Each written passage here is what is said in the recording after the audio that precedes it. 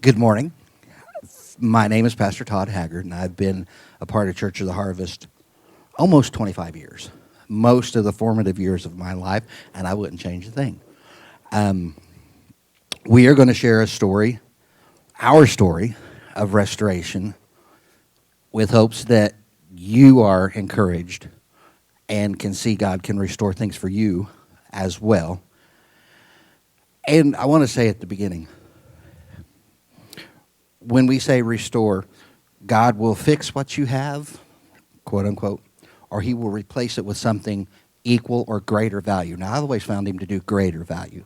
Amen. So when we say restore, that's the word we're going to use for both. And introduce yourself. Okay. My name is Misty Haggard, and I'm Pastor Todd's wife. Well, she's far more than just my wife, but that'll work too. Okay. So we're going to share some things about us and our journey with the Lord. Thank you. Love Brother James. Um, and my wife insisted on visual aids, so we have some of those. Mr. Austin, if you would cue the first one. There we go. There's little old me. Aw. You know, as a child, we have so many hopes and dreams, and, you know, we find out what shapes us. I was raised in the Midwest, pretty normal kid for the most part. I was sick a lot and missed school, and, you know, I heard somebody saying it's just from a movie. It's not what you call yourself, it's what you answer to. And when I was a kid, I thought I was the fat kid, you know, and that's who I thought I was, and nobody would ever probably love me. Now, your mama loves you, but that doesn't count. I mean, you know what I'm saying. That doesn't count. Mama's got to love you. But I grew up, and I had experiences with the Lord several times. You know, I think at 8 is when he called me into the ministry because I just remember him moving onto my heart. But little did I know so much more was going to happen before then. And I wondered like any teenager and such, and I guess I really just thought, well, you know what, if I can just find somebody who loves me, I'll get married, and that'll fix everything. Mm-hmm. How many knows Walt Disney is a liar? I mean, yes, the handsome prince may find his dazzling princess, but that's when life starts, not happily ever after, and it's just like that, like Disney. They just tell you the good part and don't show you the rest of life. And so I thought, you know what, I'll just get married, and that'll fix everything. I was a hot mess. I was broken, perfectionist, all these other things, you know, and I thought, well, I'll just get married and I'll make things better. How many knows if you're broke and they're broke, you don't make fixed? That broke does not equal That's right. fixed. It equals an even bigger mess. Yeah. Okay. Okay, so Austin, will you bring the picture of me and my little brother, Will? And so isn't that sweet? And And she got the there's- cutest little cheeks. Oh. And my brother's looking at me. He's 3 years younger than me, and this is my dad, who was an Army Ranger, Green Beret. And so we moved every few years, every 2.5 years to be exact. I think last time we asked my mom went on to divorce my dad and married my stepdad, who was also in the military. So we continued to move every 2 years. I think at one point my husband asked my pops, which is an amazing man of God, how many times they had moved, and they said 37 times. So, and I was there for most of that, probably about 27. The last few years I haven't. But, you know, divorce is hard. I think sometimes that we kind of make it so common because Americans and people internationally, you know, they divorce. And so we feel like, oh, well, you just went through divorce. That's not a big deal. But there's some pain and some hurt when everything you've known and the people that you look to as an example and to tell you narrative of how your life should be and explain things to you and love you are torn apart. You know, and military men can be a little harsh, and both, you know, my dads were. And so being, you know, a colonel's daughter and a ranger's daughter, there wasn't a lot of room for mistake. And I think those fears, you know, of messing up, those fears of not being good enough, that every 2 years moving. I think, it put some deep hurts in me, unfortunately. They're not feeling good enough, they're rejected. I know when my mom remarried after the divorce, my pops was so kind. He never had kids, he was a little bit younger, and he had a 2-page list of rules according to when we went to bed, when we did our homework, how long we were on watching TV, and it was timed because he had known how to be a colonel, or at that time a major, and so that's how he thought you raised kids. And you would say that you guys were a little rambunctious and needed it, Well, to a degree. yes, we were kind of mean to him and beat him up when he would come to pick up my mom because we loved our dad and didn't understand why they couldn't be back together again. So he would show up for dates and we would punch him and wrestle with him. we were kind of mean, and my mom was a nurse. She worked a lot, and we were home frequently alone or with babysitters. And so we kind of just had the run of the house. I remember my brother, he acted out when we were young. He set the yard on fire. He put a car, my aunt's new little Camry, into the creek. He had stolen cigarettes so often from the gas station, he was banned. I remember my mom stopped one time to get gas and told Will to go in and pay, and he looked at me, he was like, I can't go in there, because he acted out. But as the teenage years came, I stopped being the good little girl that just listened. I would take any attention that I could get, so I started acting out natively. I stole the car and stayed gone for 2 days and hid the keys. I had my first major breakup with, the principal's son and the star of the basketball team. So I decided I was going to take bottles of ibuprofen. And, that didn't go so well. I thought about that image the other day of, me throwing up charcoal when they came to make sure I was okay. But that's common with kids, teenage years. That first big breakup can be detrimental. And that little voice in your head that tells you just to take your life, just to end it, because no one cares, or they'll care really when you die. We all have heard that voice, I feel like. A lot of us have. And so then when you get older, this whole stuff about you growing up, hopefully you're always growing and you never get to the up, you're just growing. And, and sometimes I think we sell kids a wrong idea. I get the concept, but, so when I got married, I was a mess. I didn't know how to be, I knew the essentials. Go to work, provide for your family. And that's kind of, that was what I caught. And hey, that is great. If the only thing my dad ever did was provide a roof over my head and food on the table, that's a win, because that's kind of the most important thing in a lot of ways. So I thought, well, I'll get married and this will fix things, and it didn't. It didn't. Actually, it made things worse in a lot of ways, And I finally came to the point where I said, okay, God, I've made a mess. I don't, if you can, I need your help, God. And that was the first time as an adult I really, really came to the Lord. And one of the things that my pastor at the time said, I said, well, I don't feel saved. He said, well, you don't feel saved. You accept that you are saved. And it's like this. I mean, I love my wife, but if I didn't feel married, I'm still married. And that's the easiest way to illustrate it. When you give your life to Christ, you're saved. It's not about feelings, it's not about emotions, but man, do those things get in the way of day-to-day life, And do I get to break something now? Sure, go for it. So, just to illustrate, here, let me fold this out here better. We want to protect our audience viewers. Matthew, I thought of Gallagher.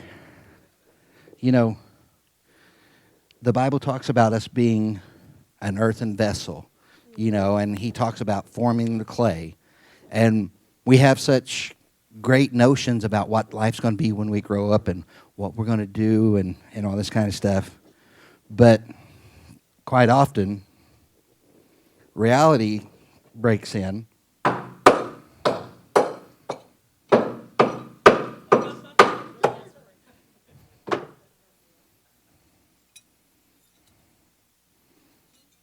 And instead of that little young person with hopes and dreams and ambitions, we feel more like this, shattered and broken pieces, not knowing what the heck happened. Where did I go wrong? What am I supposed to do now?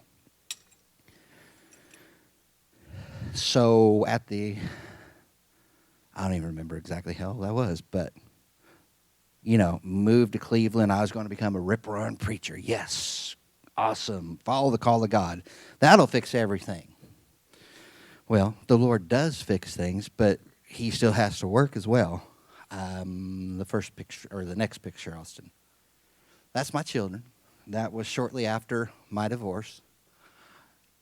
It hurts twice as bad when even though you're not perfect, you're still an earthen vessel. You do the best that you can, and it still goes to Hades.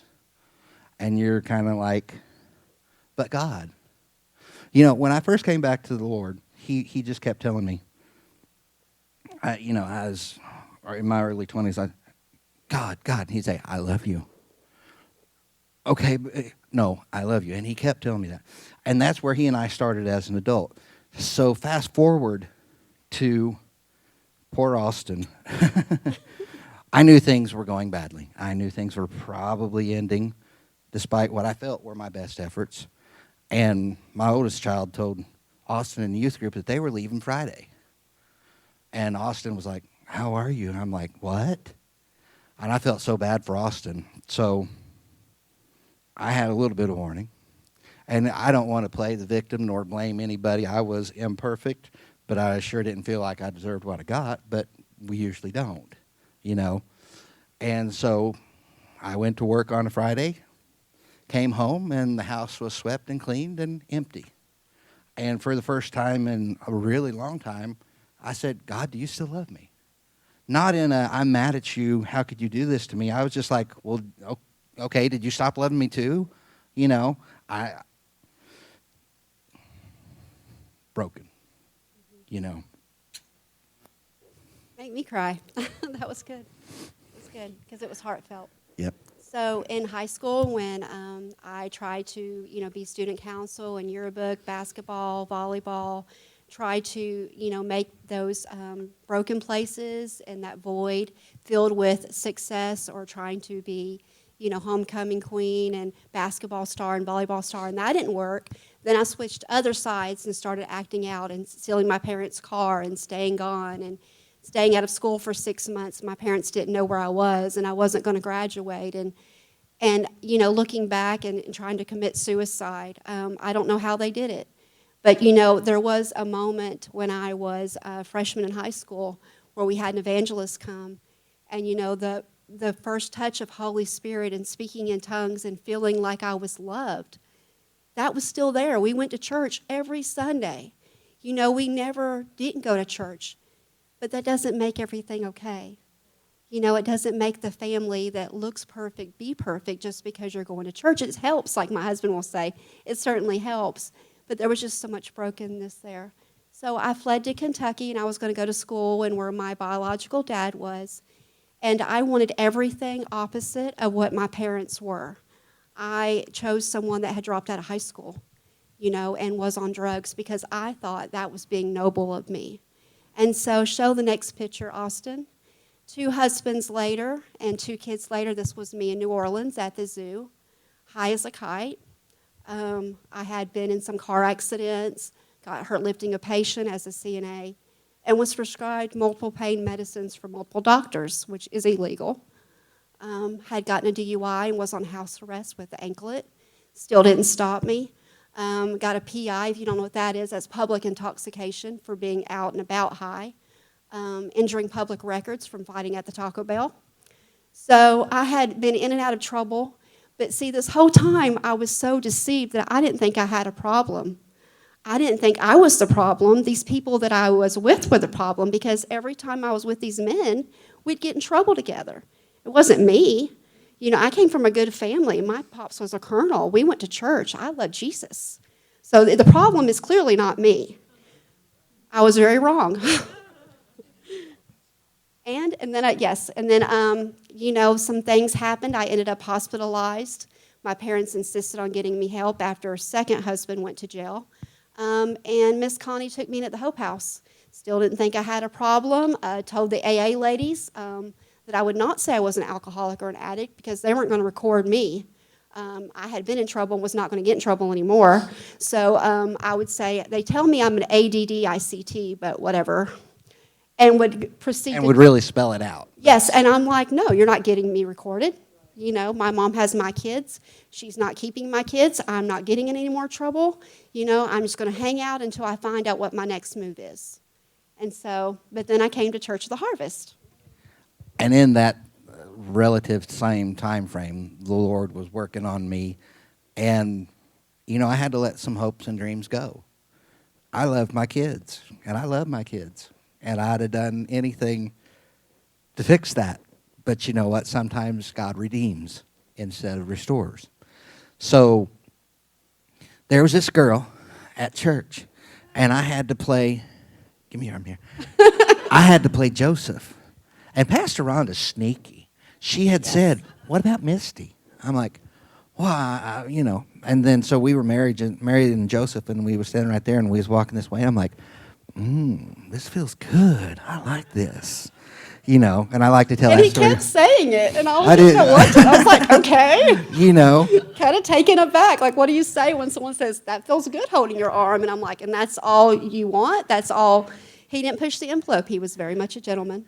So the Lord began to restore us individually together and move us toward marriage. Mm-hmm. He can restore your most intimate relationships. Your biggest hurts. Your biggest hurts. Maybe things aren't like you would want them to be at home, or maybe you're single, or you're divorced, but there's no relationship that God can't touch. Mm-hmm. You know, I when we were talking, you know, I was like, well, God, you know, and we talked over months. I mean, there was a couple times, you know. We did. And then Pastor David would say, I just don't know. It's not that I don't want you guys to be together, but I don't know if I should encourage this. So So then we'd stop talking, and then we'd start talking again because, you know, we did a lot of functions back then with the Hope House and a lot of moving. And I moved Hope House and their thrift store, and Miss I Connie, fixed Pastor everything David, that was and broke. moved to Erica, and he was always right there.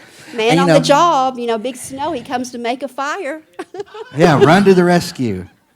You know, he also was there to talk to me, but. So, you know, as things would progress, I was like, well, God, I do like this woman, but I don't, you know, there's some things that I don't think, I'm not sure that they would work because I'm not about that. And I mean, and it's just simple.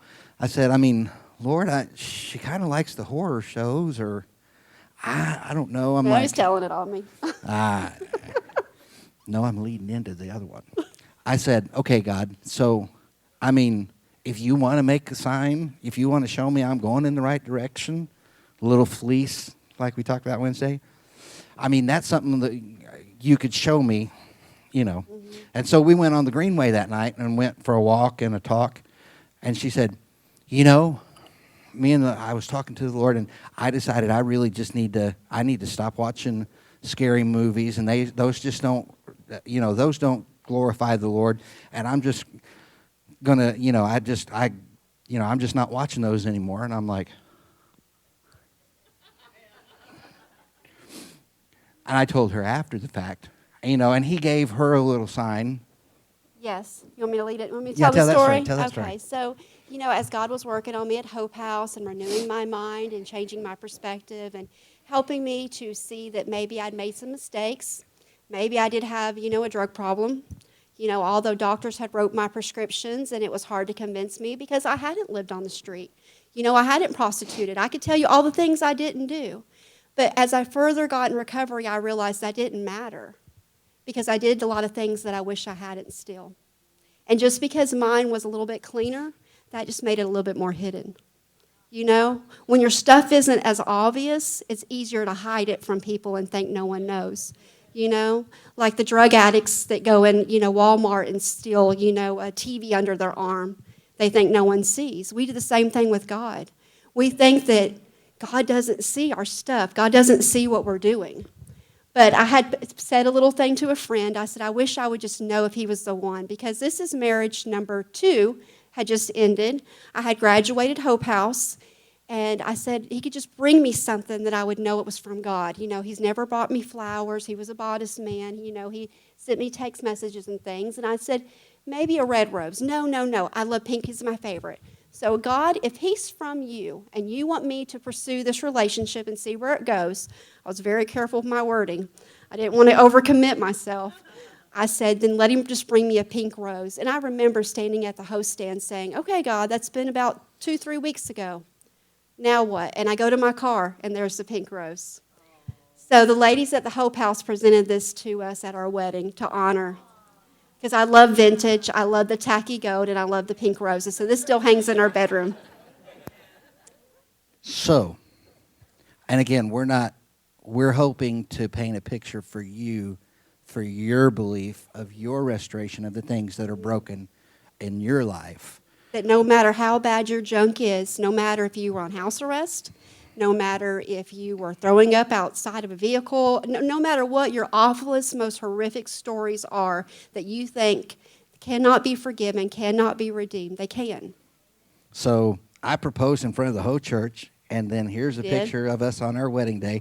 I look back. Now, how many of y'all have seen old pictures of you and you go, I can't believe I used to do that. Now, I can't believe the chops I had. I'm like, what the heck, Elvis? Good gravy. Oh, my goodness.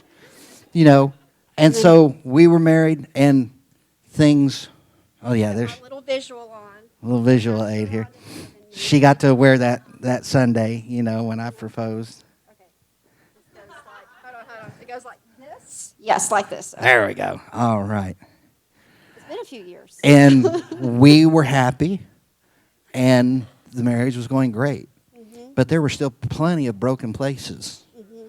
You know, when you've went through something that just completely breaks your heart. Like divorces, sorrow of kids, crying, Lord, I'm serving you, I'm doing right, so where are my kids now? Why can't I have them? All those kind of things. There's still some restoration to do, you know. And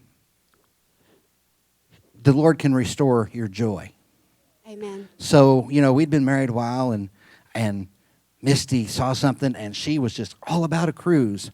Well, I can't even swim, ladies and gentlemen. And you know the funny thing, you get on that boat and you get out there and they tell you how many feet deep the water is below you. That's a mistake. Don't tell me it's 25,000 feet deep. You know, but we had a great time, and it expanded our horizons, and it was great because me, thinking of myself in shackles and chains, seeing myself in the jail uniform, I thought they're never going to let me into the Bahamas. I'm thinking, I'm going to go through border security, and they're going to say, something. We know you. We know what you did. You can go to the back. And I remember I was just sweating and so nervous, but somehow they let me in. So, we went to Nassau and got to see a dolphin, and yes, he got a little fresh. He gave me a kiss and a rock. He's lucky I didn't make boots out of him. Then we went to Mexico one time, and yeah, got the little Moroccan for all the little kids. He really can restore your joy. Yeah. You maybe don't have to go to Mexico to do it. That may not be his example for you. But if you dream it, and it's God's will, and you stick with him, and you continue to do kingdom work, he does care about the deepest desires of your heart. So... And it changed our perspective of the world. It changed mine. I It saw did. the world was a whole lot bigger than Olive Garden. It did, exactly. Exactly. I went back to work, and I was like, I'm not so worried about how long these people have been on a wait, It'll be okay. So the whole time, she had, even before we were officially dating, and when we were dating, and when we were, first married, babe, we need a dog. We need a dog. No, I don't want a dog. Babe, we need a dog. I want a puppy. I want a puppy. And Courtney was always bringing her little puppy to church, and Belle was so cute. And just to be real honest, the Lord was still healing me, because a lot of me said, gee, thanks.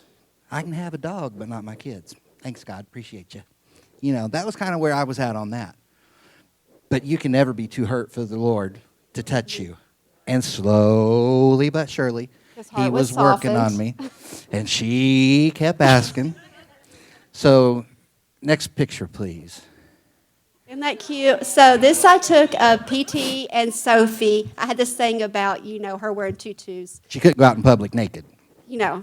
got to cover up here. So, and it was fun to dress her in the bows and tutus. I missed Megan being little and doing that, and it was just fun because why not? And the little kids and the people, when we'd walk, they'd love to talk to her and see her. But we would walk at Lee, and we would pray for restoration for our kids. I'm going to cry. We would pray for our marriage, and I wanted my daughter Megan to come to Lee University so bad. So this is a great picture of them looking into the future, asking God, okay, what do you have for us? And the funny thing about that was, I was the no, and I probably needed the pet worse. So she had worked out, she got the dog from a Christian home because they were Christians. And we want a Christian dog. And she was working. It's just a little joke, but it's funny because I'm like, this is a good dog. So I'm expecting... this person sings Christian songs, they do the right thing. This dog is going to be a good dog. I'm thinking this big, right? A little puppy, I go to pick it up, and this thing is up to here. And probably 50 pounds at that point. Probably 50 pounds. And have you ever heard them say that the dog imprints on the first person they see? Did I mention I didn't want a dog? And from there on, I was the one that she always looked to. Yes. I love her, and I smother her, but that's her person. The Lord knows how to be sneaky and won't do what's best for us, even when we don't know what is best for us, and even when we tell Him, no, not going to do it. No. God's like, yeah. It's okay, I got you under control.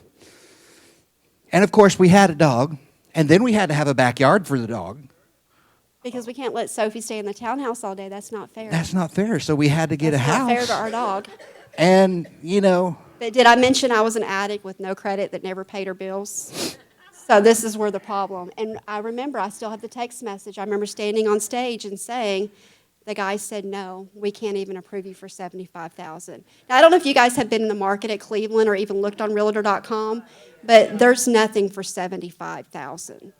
Like, I don't even know if you could get a piece of land for $75,000. But it didn't matter because he couldn't even approve us for that. Through that process and taking care of our business and the Lord restoring different things and getting better habits, He increased it, was it $45,000 that we could work with? I mean, he About 50, but... Yeah, somewhere in that neighborhood. So the Lord was at work, but He also knew that I was a little bit leery. I was a little bit concerned. And again, I just share this so that maybe you can see it ain't all perfect sometimes when you think it is. I was like, it didn't go so well last time. Mm-hmm. I'm not sure. I mean, well, it's easy when you've been burned or you've went through a trauma to just stay in your nice little, I'm right here. Mm-hmm. The townhouse is great. I don't even have to cut the grass. Yes, our landlord even did that. He was a great landlord. If I want to, I can clean this whole house in 45 minutes, and it's all good, and everything's peachy. But then we start looking at the houses and all this kind of stuff, and it was a process. We got denied. We got, I'm sorry, I didn't do that right, so no, we can't get that bid. Mm-hmm. And then we had find two or three houses that fell through, and at this time, his old house, and he was still emotionally tied. This is where his wife and kids had lived, and we'd moved out of early in our marriage, thank God. I was ready for something, but the house burned. House burnt down. And we didn't burn the house. I didn't mind at all that it had burned down because I really didn't like that house or staying there. It's like God. But, Pastor Rhonda taught early on beauty for ashes, and this is what I kept telling him. I was like, the house burned. God's doing it. And he was just looking at me like. And it was a nice little way for the Lord to say, yeah. Yeah, you can go. That past is gone. So then we're doing a new thing, and I love the new thing. So then we find our house. Mr. Austin, the next picture? Yes, this is us. When God does something and... Yes, this is when we sign the papers, and up until the day we signed the papers, it was still an iffy thing. Student loans, child support, past debt, but God did it. Look. We move in. We make a bid. That's a praise God moment. When an addict owns a house, that's amazing. So we win the bid, and yes, because it was during an estate sale with 3 other bidders, and we didn't know what they were bidding. So we win the bid, and we're set to go sign papers, and we find out their realtor has not done his due diligence, and there's 4 months for probate that we have to wait. So we're like, is this a no, God? Sometimes it feels like the enemy's going to snatch victory out of your hands, but sometimes you just got to give the Lord a little bit more time. Mm-hmm. And keep trusting Him. So that's the day we actually were able to sign And it. Pastor Rhonda still had the party for us, our housewarming party, and we just kept believing it was going to happen. We moved on in, we painted the walls, and we're like, we're doing this because we were able to rent until it went through. But you still have that fear, like, is God going to do it? I remember moving in the furniture and like, okay, are we going to have to pull the furniture back out? We gave up our place at the townhouse. Are we going to be in a hotel? Is this going to be a smashing success or a crashing failure? Anything big in life, you're like, the normal anxieties and fears. How's this going to turn out? Mm-hmm. Stepping out in faith is hard. But before we heard the whole probate stuff, and I was praying, the Lord told me it would be a house of restoration. Okay, God, and this stuff happened, so God had to show Himself again, say this is okay. So, the Lord is building. And our final piece of the pie, if you will, is graduation. Yes. And again, the Lord was rebuilding. We got a house. The Lord can restore your home. He can restore your foundation, finances. your sanctuary, the place that you lay your head down at night. He can restore that. So then I had a dream on the back burner that I never talked about. Not sure that I even shared with Pastor Hank or Pastor Rhonda. And Misty wants to go back and get her education. And at that time, the Lord reminded me, I was like, well, a long time ago, God, you said something about me being a chaplain in the future. Is this what you're going to do? And so I pursued that, and Misty was pursuing 2 degrees. And little by little, the Lord was restoring my hope and future and destiny. The whole while, He's restoring us, but realistically, when you come to Christ, He never stops restoring. Amen. He's constantly working on making you better than He found you, whatever He has to do. So we got a picture of graduation. So this is us last May in Lynchburg, Virginia, graduating from Liberty. Woohoo! I graduated with 2 bachelor degrees, and my husband got his master's. So this is the little hat we have done for your Mr.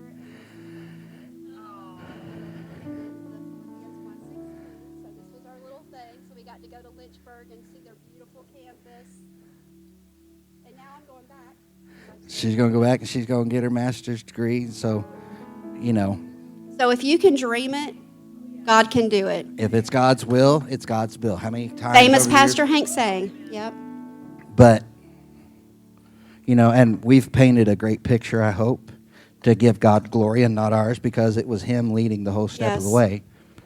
When you do it in your own, like I tried for so long, you just end up more broken, more lost, more deep into the pit that you don't even realize you're in. But it wasn't until that I gave God my all and was willing to submit to whatever He wanted to do that things began to blow my mind. I never thought I'd go to the Bahamas. I never thought I'd marry a pastor. Those words were spoken over me when I was young, but I didn't think it would happen, and they were long forgotten. But, Megan's been restored. The kids are slowly being restored. We pray for our kids and love our kids. And I know several here have prodigals that are in their junk, in their addiction, and it hurts. It's painful to watch. It's painful to watch a train wreck. But you keep believing that God can do it, because I've seen Him do it in my life. I've seen Him do it in His life. I've seen countless addicts get it. So here's where we're at today, right now. We've tried to paint as good a picture as we can of God's faithfulness and ability to restore things. But maybe you have some areas that you would like prayer today. Michael and Courtney are going to come help us, and we're going to go back down here. If you want us to pray with you and agree, Pastor Rhonda had given some instructions. If you want to bring something, we'll pray with you, but our hands aren't magic. Mm-hmm. The Holy Spirit that was here during praise and worship is still here, and He's here for your brokenness. If you want to just bring that to the altar and talk to Him for a few minutes about it, great. We're good to pray with you, either one. If we all, let's all stand. and we're going to step down here. We're more than happy to pray with you. We understand how a lot of the stuff hurts.